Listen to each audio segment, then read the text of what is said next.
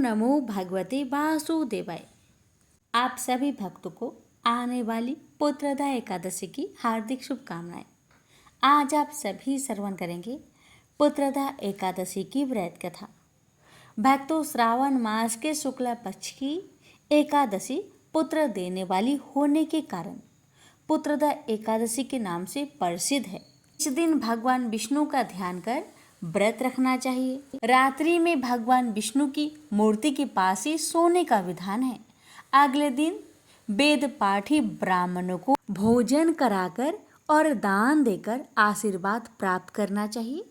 इस व्रत को रखने वाले निसंतान व्यक्ति को पुत्र रत्न की प्राप्ति अवश्य होती है।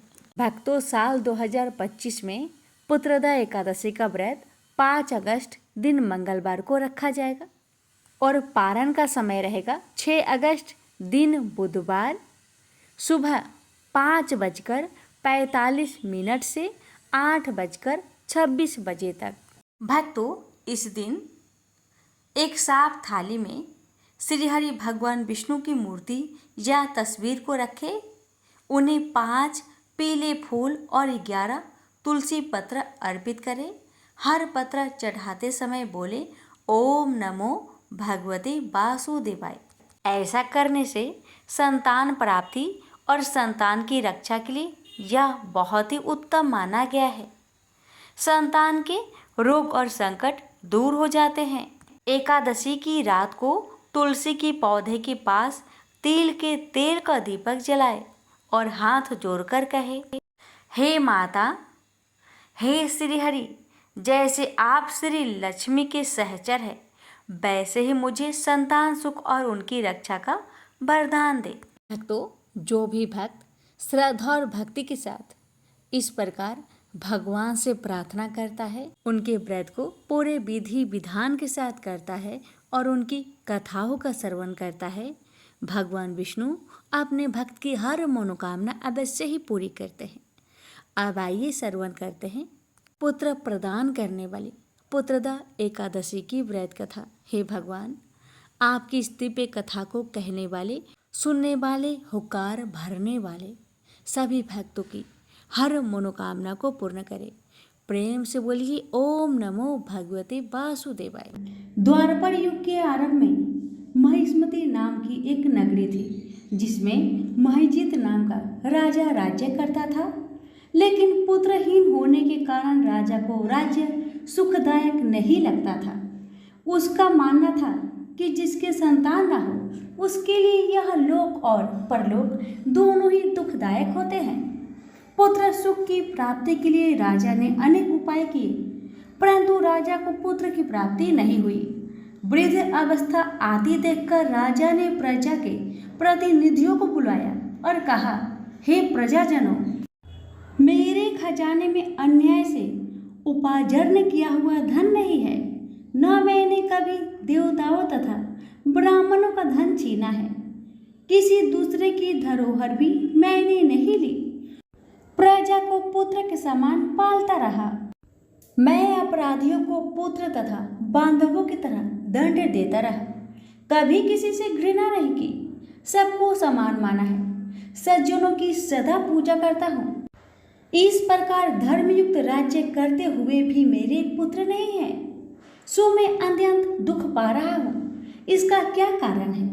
राजा महिजीत की इस बात को विचारने के लिए मंत्री तथा प्रजा के प्रतिनिधि वन को गए। वहाँ बड़े बड़े ऋषि मुनियों के दर्शन किए। राजा की उत्तम कामना की पूर्ति के लिए किसी श्रेष्ठ तपस्वी मुनि को देखते फिरते रहे। एक आश्रम में उन्होंने एक अत्यंत वयोवृद्ध धर्म के ज्ञाता, बड़े तपस्वी, परमात्मा में मन लगाए हुए निराहार जितेंद्रिय, जीतात्मा, जीत क्रोध, सनातन धर्म के गूढ़ तत्वों को जानने वाले समस्त शास्त्रों के ज्ञाता महात्मा लोमस मुनि को देखा, जिनका कल्प के व्यतीत होने पर एक रोम गिरता था। सबने जाकर ऋषि को प्रणाम किया। उन लोगों को देखकर मुनि ने पूछा कि आप लोग किस कारण से आए हैं? निस्संदेह में आप लोगों का हित करूंगा। मेरा जन्म केवल दूसरों के उपकार के लिए हुआ है। इसमें संदेह मत करो। लोमस ऋषि के ऐसे वचन सुनकर सब लोग बोले, हे महर्षि, आप हमारी बात जानने में ब्रह्मा से भी अधिक समर्थ हैं, अतः आप हमारे इस संदेह को दूर कीजिए। महिष्मति पुरी का धर्मात्मा राजा महिजीत प्रजा का पुत्र के समान पालन करता है, फिर भी वह पुत्रहीन होने के कारण दुखी है। उन लोगों ने आगे कहा कि हम लोग उसकी प्रजा हैं, अतः उसके दुख से हम भी दुखी हैं। आपके दर्शन से हमें पूर्ण विश्वास है कि हमारा यह संकट अवश्य दूर हो जाएगा, क्योंकि महान पुरुषों के दर्शन मात्र से अनेक कष्ट दूर हो जाते हैं। अब आप कृपा करके राजा की पुत्र होने का उपाय बतलाए। यह वार्ता सुनकर ऋषि ने थोड़ी देर के लिए नेत्र बंद किए और राजा के पूर्व जन्म का वृत्तांत जानकर कहने लगे कि यह राजा पूर्व जन्म में एक निर्धन वैश्य था। निर्धन होने के कारण इसने कई बुरे कर्म किए। यह एक गांव से दूसरे गांव व्यापार करने जाया करता था। एक समय ज्येष्ठ माह के शुक्ल पक्ष की द्वादशी के दिन मध्या के समय वह 2 दिन से भूखा प्यासा था, एक जलाशय पर जल पीने गया। उसी स्थान पर एक तत्काल ही ब्याही हुई प्यासी गौ जल पी रही थी। राजा ने उस प्यासी गाय को जल पीते हुए हटा दिया और स्वयं जल पीने लगा, इसलिए राजा को यह दुख सहना पड़ा। एकादशी के दिन भूखा रहने से वह राजा हुआ और प्यासी गौ को जल पीते हुए हटाने के कारण पुत्र वियोग का दुख सहना पड़ रहा है। ऐसा सुनकर सब लोग कहने लगे कि हे ऋषि, शास्त्रों में पापों का प्रायश्चित भी लिखा है, अतः जिस प्रकार राजा का यह पाप नष्ट हो, ऐसा आप उपाय बताए। लोमस मुनि कहने लगे कि श्रावण शुक्ल की एकादशी को, जिसे पुत्रदा एकादशी भी कहते हैं, तुम सब लोग व्रत करो और रात्रि को जागरण करो, तो इससे राजा का यह पूर्व जन्म का पाप अवश्य नष्ट हो जाएगा, साथ ही राजा को पुत्र की अवश्य प्राप्ति होगी। लोमस ऋषि के ऐसे वचन सुनकर मंत्रियों सहित सारी प्रजा नगर को वापस लौट आई और जब श्रावण शुक्ल एकादशी आई तो ऋषि की आज्ञा अनुसार सबने पुत्रदा एकादशी का व्रत और जागरण किया। इसके पश्चात द्वादशी के दिन इसके पुण्य का फल राजा को दिया गया। उस पुण्य के प्रभाव से रानी ने गर्भ धारण किया और प्रसव काल समाप्त होने पर उसके एक बड़ा तेजस्वी पुत्र उत्पन्न हुआ। इसलिए हे राजन, इस श्रावण शुक्ल एकादशी का नाम पुत्रदा पड़ा। अतः संतान सुख की इच्छा हासिल करने वाले इस व्रत को अवश्य करें। इसके महात्म्य को सुनने से मनुष्य सब पापों से मुक्त हो जाता है और इस लोक में संतान सुख भोगकर परलोक में स्वर्ग को प्राप्त होता है। भगवान शिव कहते हैं, पार्वती, अब मैं 7वें अध्याय का महात्म्य बतलाता हूँ, जिसे सुनकर कानों में अमृत राशि भर जाती है। पाटलिपुत्र नामक एक दुर्गम नगर है, जिसका गोपुर द्वार बहुत ही ऊंचा है। उस नगर में शंकुकर्ण नामक एक ब्राह्मण रहता था। उसने वैश्या वृत्ति का आश्रय लेकर बहुत धन कमाया, किंतु न तो कभी पितरों का तर्पण किया और न देवताओं का पूजन ही। वह धनोपार्जन में तत्पर होकर राजाओं को ही भोज दिया करता था। एक समय की बात है, उस ब्राह्मण ने अपना चौथा विवाह करने के लिए पुत्रों और बंधुओं के साथ यात्रा की। मार्ग में आधी रात के समय जब वह सो रहा था, एक सर्प ने कहीं से आकर उसकी बाह में काट लिया।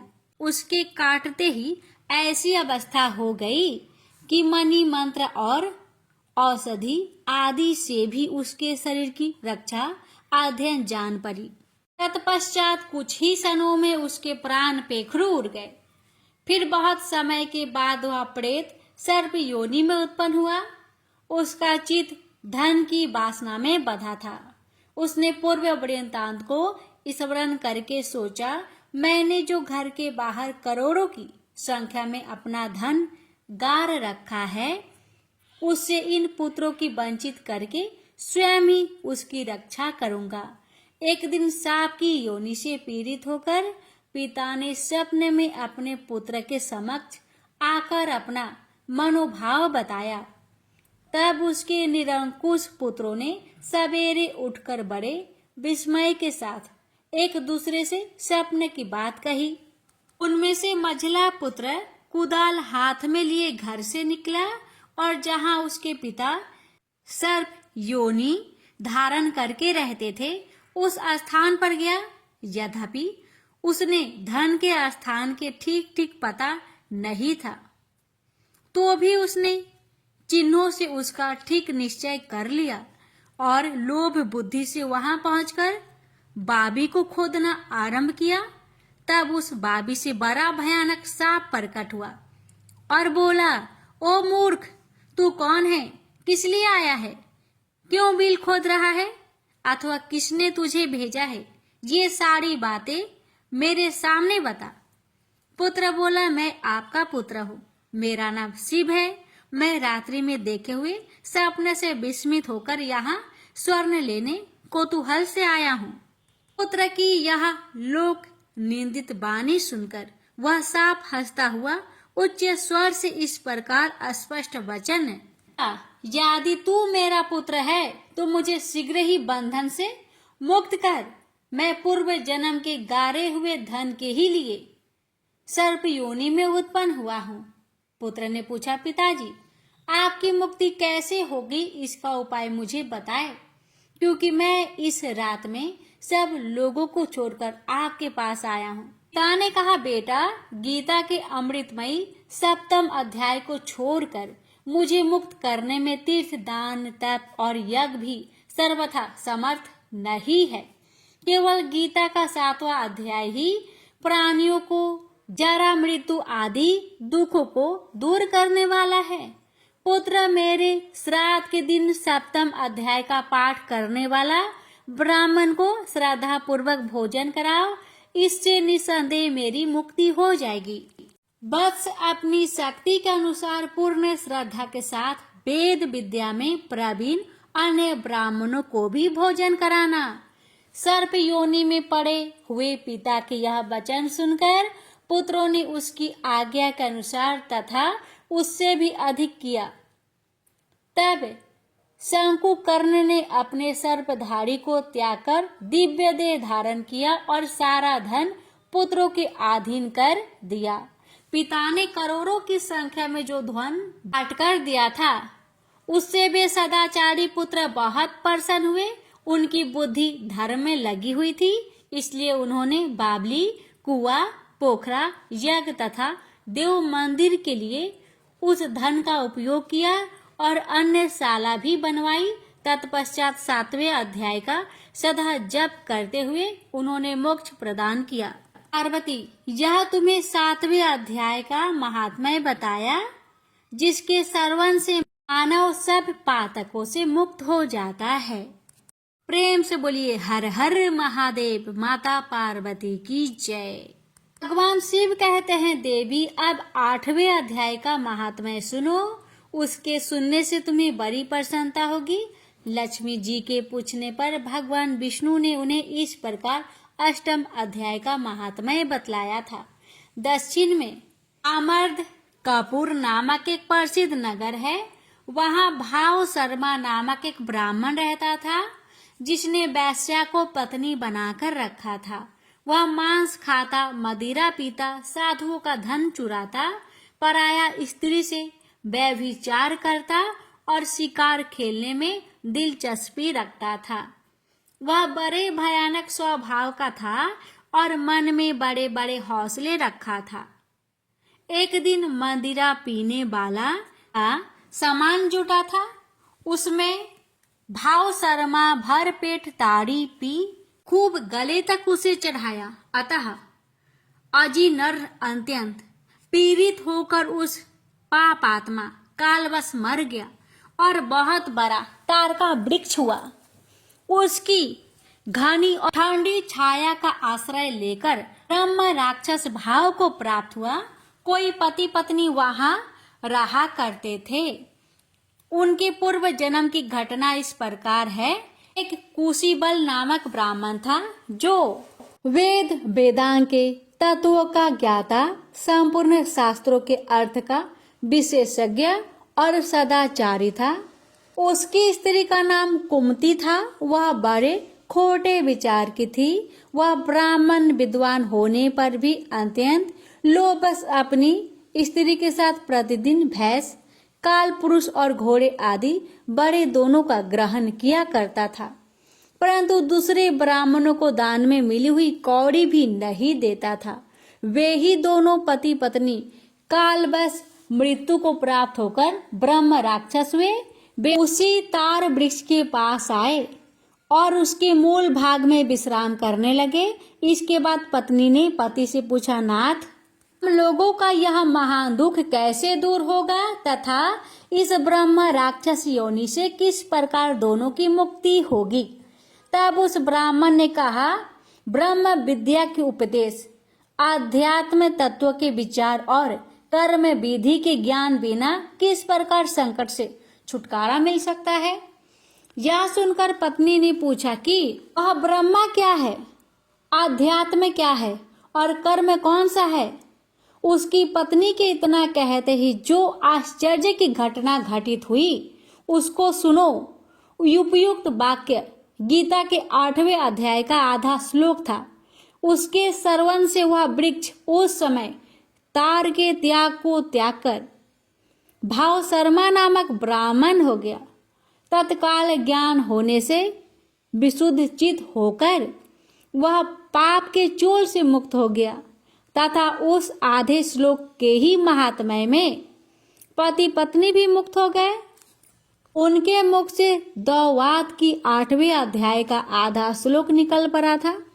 तदंतर आकाश से एक दिव्य विमान आया और वे दोनों पति पत्नी उस विमान पर आरूढ़ होकर स्वर्ग को चले गए। वहां का यह सारा वृत्तांत अत्यंत आश्चर्यजनक था। उसके बाद उस बुद्धिमान ब्राह्मण भाव शर्मा ने आदर पूर्वक उस आधे श्लोक को लिखा और देव नादन की आराधना करने की इच्छा से वह मुक्तिदायिनी काशीपुर में चला गया।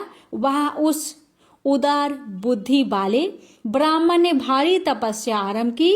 उसी समय क्षीर सागर की कन्या भगवती लक्ष्मी ने हाथ जोड़कर देवताओं के भी देवता जगतपति जनार्दन से पूछा, नाथ, आप सहसा नींद त्याग कर खड़े हो गए। भागीरथी के तट पर बुद्धिमान ब्राह्मण भाव शर्मा मेरे भक्ति रस परिपूर्ण होकर अत्यंत कठोर तपस्या कर रहा है। वह अपनी इंद्रियों को बस में करके गीता के 8वें अध्याय के आधे श्लोक का जप करता है। मैं उसकी तपस्या से बहुत संतुष्ट हूँ। बहुत देर से उसकी तपस्या अनुरूप फल का विचार कर रहा था। प्रिय, इस समय वह फल देने को मैं उत्कंठित हूँ। पार्वती जी ने पूछा, भगवान श्री हरि सदा प्रसन्न होने पर भी जिसके लिए चिंतित हो उठे, वे उस भागवत भाव शर्मा कौन सा फल प्राप्त किया? महादेव जी बोले, देवी द्विज श्रेष्ठ, भाव शर्मा प्रसन्न हुए। भगवान विष्णु के प्रसाद को पाकर अत्यधिक सुख मोक्ष को प्राप्त हुआ तथा उसके अन्य वंशक भी जो नरक यातनाओं में पड़े थे उसी के शुभ कर्मों से भागवत धाम को प्राप्त हुआ।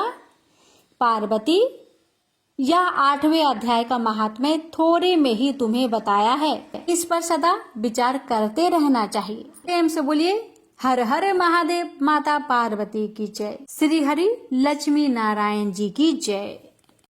एक बार भगवान नारायण लक्ष्मी जी से बोले, लोगों में कितनी भक्ति बढ़ गई है, सब नारायण नारायण कहते हैं।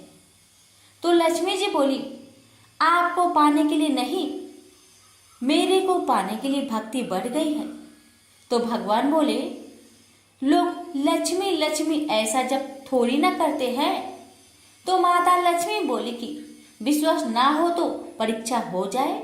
भगवान नारायण एक गांव में ब्राह्मण का रूप लेकर गए। एक घर का दरवाजा खटखटाया। घर के यजमान ने दरवाजा खोलकर पूछा, कहाँ के हैं आप? तो भगवान बोले, हम तुम्हारे नगर में भगवान का कथा कीर्तन करना चाहते हैं। यजमान बोला, ठीक है महाराज, जब तक कथा होगी आप मेरे घर में रहना। गांव के कुछ लोग इकट्ठा होके सब तैयारी कर दी। पहले दिन कुछ लोग आए, अब भगवान स्वयं कथा करते तो गर्दी बढ़ी। 2 रे 3 रे दिन और भी भीड़ हो गई। भगवान खुश हो गए कि कितनी भक्ति है लोगों में। लक्ष्मी माता ने सोचा, अब जाने जैसा है। लक्ष्मी माता ने बूढ़ी माता का रूप लिया और उस नगर पहुंची। एक महिला ताला बंद करके कथा में जा रही थी कि माता पहुंची। बोली, बेटी जरा पानी पिला दे। तो वो महिला बोली, माता जी 3:30 बजे हैं, मेरे को प्रवचन में जाना है। लक्ष्मी माता बोली, पिला दे बेटी थोड़ा पानी, बहुत प्यास लगी है। तो वो महिला लोटा भर के पानी लाई। माता ने पानी पिया और लोटा लौटाया तो सोने का हो गया था। महिला अचंभित हो गई कि लोटा था स्टील का और वापस लिया तो सोने का। कैसी चमत्कारी माता जी हैं। अब तो वो महिला हाथ जोड़ी करने लगी कि माता जी आपको भूख लगी होगी, खाना भी खा लीजिए। ये सोच के कि खाना खाएगी तो थाली भी कटोरी भी सोने की हो जाए। माता लक्ष्मी बोली, तुम जा बेटी, तेरा टाइम हो गया है। वो महिला प्रवचन में आई तो सही, लेकिन आसपास की महिलाओं को सारी बात बताई। अब महिलाएं को बात सुनकर चालू सत्संग में से उठ के गई। दूसरे दिन से कथा में लोगों की संख्या कम हो गई। तो भगवान ने पूछा कि लोगों की संख्या कैसे कम हो गई। किसी ने कहा, एक चमत्कारी माताजी आई हैं नगर में, जिसके घर दूध पीती तो गिलास सोने का हो जाता, थाली में रोटी सब्जी खाती तो थाली सोने की हो जाती। उसके कारण लोग प्रवचन में नहीं आते। भगवान नारायण समझ गए कि लक्ष्मी जी का आगमन हो चुका है। इतनी बात सुनते ही देखा कि जो यजमान सेठ जी थे वो भी उठ खड़े हुए और खिसक गए। पहुंचे माता लक्ष्मी जी के पास। बोले, माता मैं तो भगवान की कथा का आयोजन करता और लक्ष्मी जी माता आपने मेरे घर को छोड़ दिया। माता जी बोली, तुम्हारे घर तो मैं सबसे पहले आने वाली थी, लेकिन तुम्हारे घर में जिस कथाकार को ठहराया है ना, वो चला जाए तो मैं अभी आऊं। सेठ जी बोला, बस इतनी सी बात, अभी उनको धर्मशाला में कमरा दिलवा देता हूँ। जैसे ही महाराज कथा करके घर आए तो सेठ जी बोला, महाराज बिस्तरा बांधो, आपकी व्यवस्था धर्मशाला में कर दी है। महाराज बोले, अभी 2-3 दिन बचे हैं कथा के, यही रहने दो। सेठ बोला, नहीं नहीं जल्दी जाओ, मैं कुछ नहीं सुनने वाला। इतने में लक्ष्मी जी भी आई। कहा कि सेठ जी आप थोड़ा बाहर जाओ, मैं इनसे निपट लूं। माता जी बोली, प्रभु आप तो मान गए। भगवान नारायण बोले, हाँ लक्ष्मी तुम्हारा प्रभाव तो है, लेकिन एक बात तुमको भी मेरी माननी पड़ेगी कि तुम तब आई जब संत के रूप में मैं यहाँ आया। संत जहाँ कथा करेंगे वहाँ लक्ष्मी तुम्हारा निवास जरूर होगा। प्रेम से बोलिए लक्ष्मी नारायण की जय। एक बार राधा जी सखी से बोली, सखी तुम श्री कृष्ण की प्रसन्नता के लिए किसी देवता की ऐसी पूजा बताओ जो परम सौभाग्यवर्धक हो। तब समस्त सखियों में श्रेष्ठ चंद्रनना ने अपने हृदय में एक क्षण तक कुछ विचार किया, फिर बोली, राधे परम सौभाग्यदायक और श्री कृष्ण की भी प्राप्ति के लिए वरदायक व्रत तुलसी की सेवा, तुम्हें तुलसी का ही नियम लेना चाहिए, क्योंकि तुलसी का यदि स्पर्श अथवा ध्यान नाम संकीर्तन आरोपण सिंचन किया जाए तो महान पुण्यप्रद होता है।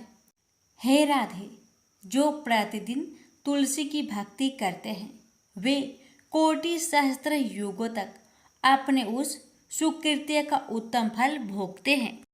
मनुष्य की लगाई हुई तुलसी जब तक शाखा परशाखा बीज पुष्प और सुंदर दलों के साथ पृथ्वी पर बढ़ती रहती है, तब तक उनके वंश में जो जो जन्म लेता है वे सभी हो हजार कल्पों तक श्री हरि के धाम में निवास करते हैं।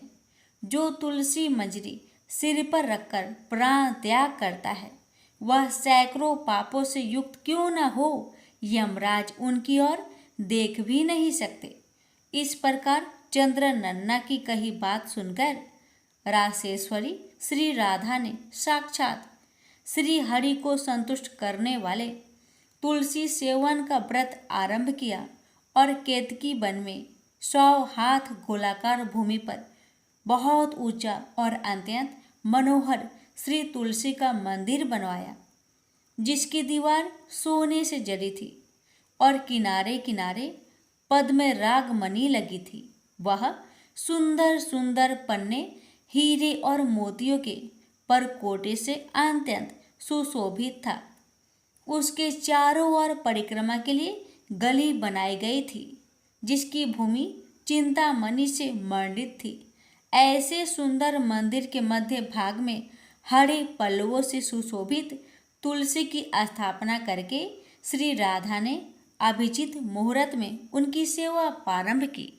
श्री राधा जी ने आश्विन शुक्ला पूर्णिमा से लेकर चैत्र पूर्णिमा तक तुलसी का सेवन व्रत का अनुष्ठान किया।